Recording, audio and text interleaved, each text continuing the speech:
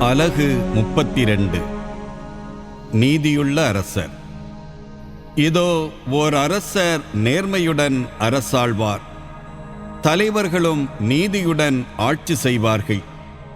ஒவ்வொருவரும் காற்றுக்கு ஒதுங்கிடமாகவும் புயலுக்கு புகலிடமாகவும் வறண்ட நிலத்தில் நீரோடை போலும் காய்ந்த மண்ணில் பெருங்குன்றின் நிழல் போலும் இருப்பர்.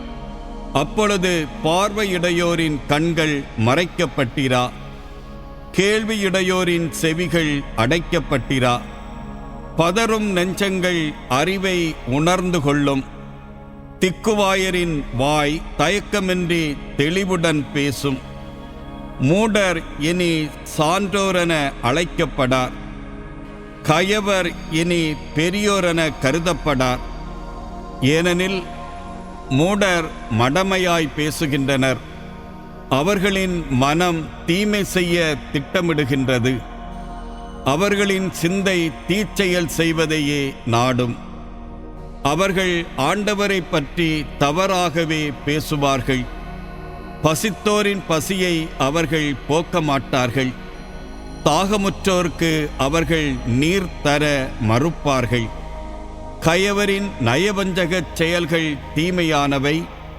வறியோர் வழக்கில் நீதி இருப்பினும் வஞ்சக வார்த்தைகளால் ஏழையரை அழிக்கும் தீங்கானவற்றை அவர்கள் திட்டமிடுகின்றார்கள்.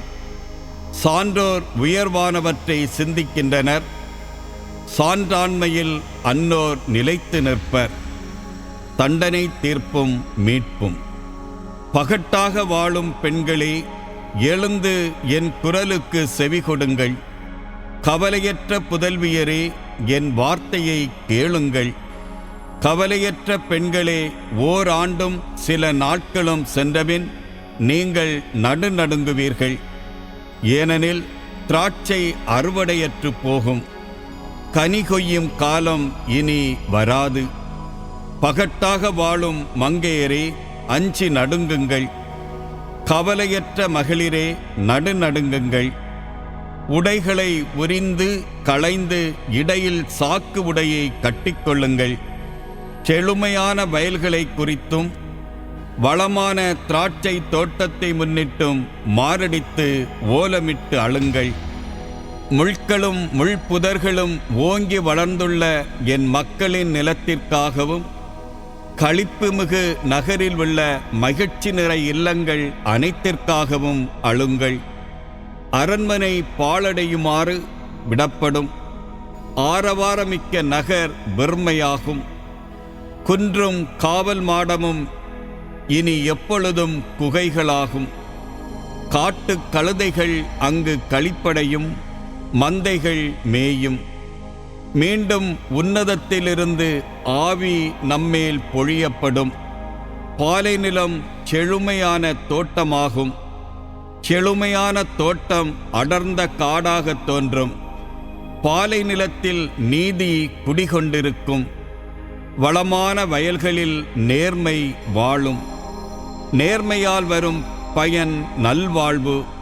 நீதியால் விளைவன என்றுமுள்ள அமைதியும் நம்பிக்கையும்.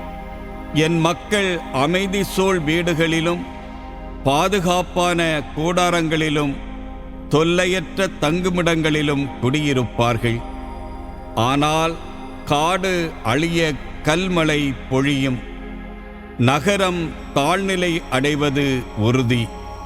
நீர்வளமிக்க இடங்களிலெல்லாம் பயிர் செய்து தாராளமாக மேயுமாறு மாட்டையும் கழுதையையும் அவிழ்த்துவிடும் நீங்கள் மகிழ்ச்சியுறுவீர்கள்.